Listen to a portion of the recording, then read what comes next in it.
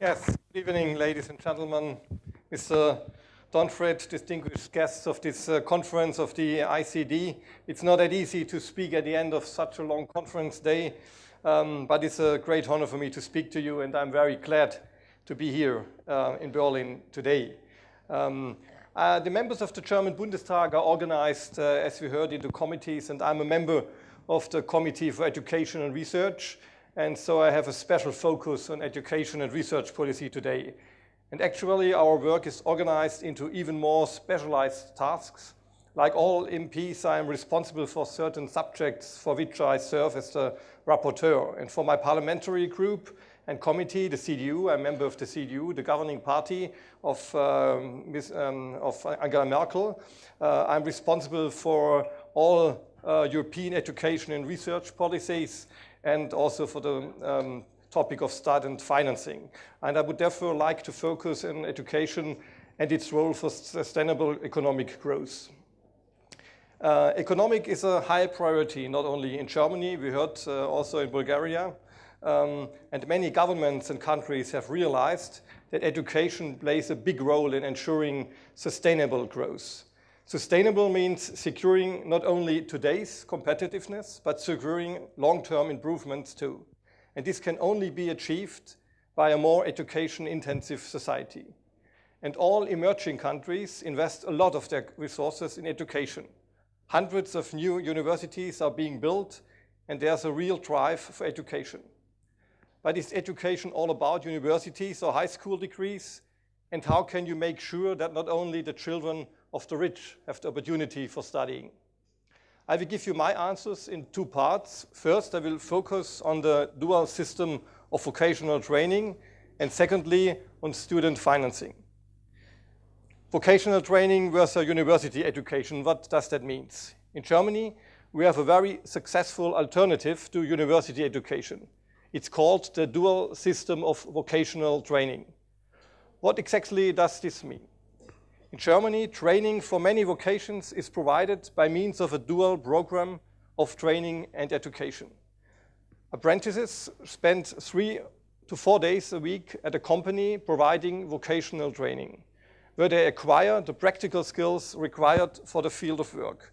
And this is done in the companies by special skilled older employees. The remaining 1 or 2 days are spent at a vocational school, where apprentices receive a theoretical grounding in their future job. And these schools are financed by the government. And what are the benefits? Apprentices receive a training allowance from the company. And on average, this is around 650 euro a month, depending on the field of work. Those who successfully complete their training are often taken on permanently as a skilled worker by the company. Moreover, if they perform well in the workplace, they also have the opportunity to train further, to become a master craftsman or a state-certified engineer, and then to rise to a managerial position in the company, or to set up their own business and become self-employment. What are the benefits for the companies? Companies that provide vocational training have many advantages over companies that do not provide such training. One significant advantage is that the companies save on the costs they would incur by having to hire external skilled workers if no training is provided. The risk of inappropriate placement of employees and fluctuation is considerably lower for skilled workers trained internally than for people recruited via the job market. Internally trained workers usually have a better understanding of the company's working process and its production and service program. And what is the impact on sustainable economic growth? There's a link between vocational training and a high level of economic, business, and individual productivity. The economic focus is only developing human resources by ensuring that there are enough workers with adequate skills and increasing their number and level of qualification. There's also a significant relationship between a low level of youth employment and vocational training. Germany, as you may know, has the lowest rate of youth employment in the European Union. It is currently at about 7.5%. In Baden-Württemberg, the regional country I'm living, we have a youth employment of only 2.8%.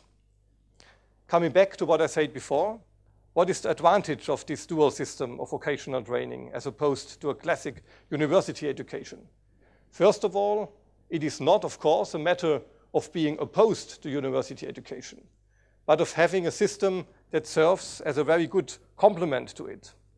And how can you create sustainable growth if 70% of young people have a university degree, but you have also an unemployment rate of 30%?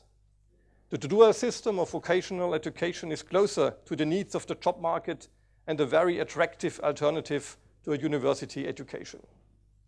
And does this dual system serve as a model for other countries? The vocational training system in Germany is suitable as a model, but not as a blueprint. A country wishing to implement a foreign system has to adapt it to its own framework conditions. Germany Development Cooperation promotes a lot of programs designed to support the country in implementing a vocational training system. There are many projects up and running all over the world that are promoted by the GIZ, this is the German Society for International Cooperation, or even on the initiative of companies. For example, Festo in China. The company, which is a worldwide supplier of automation technology, is currently implementing the dual system of vocational training in China. This enables the company to train its own highly qualified staff and have a well-educated and trained workforce.